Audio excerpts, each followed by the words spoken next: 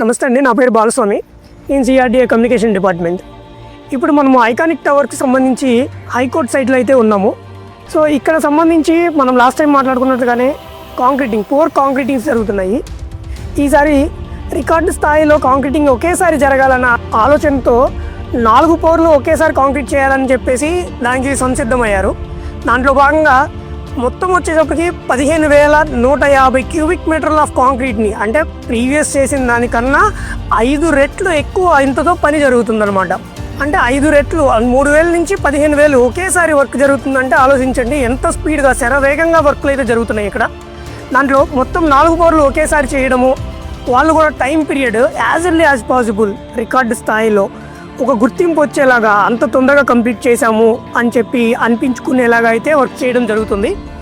So 15,150 cubic మీటర్ల of concrete use చేసి 2,300 tons of steel use చేసి ఒకేసారి పోరింగ్ అయితే చేయడం జరుగుతుంది.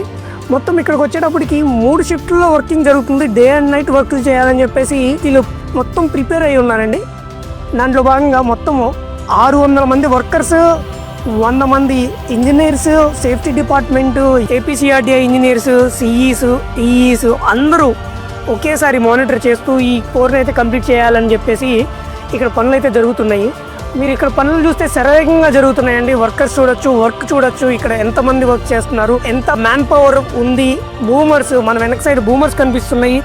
ఒక్కొక్క మొత్తం 8 బూమర్లతో ఈ వర్క్ అయితే కంప్లీట్ చేయాలని చెప్పేసి కంటిన్యూస్గా వర్క్ చేసి దీన్ని రికార్డ్ స్థాయిలో కంప్లీట్ చేసి వాళ్ళు వర్క్ టార్గెట్ కూడా ఒక టైం పీరియడ్ పెట్టారు. మనకి ఇంకా రివీల్ చేయలేదు. ఇంతకు ముందున్న ఏదైతే రికార్డ్స్ పరంగా ఉన్న దానికన్నా అచీవ్ చేయాలన్న టార్గెట్ అయితే వర్క్ చేస్తున్నారండి. సో ఇక్కడ వర్క్స్ ఎలా జరుగుతుంది ఏంటి మనం ఇక్కడ చూడొచ్చు.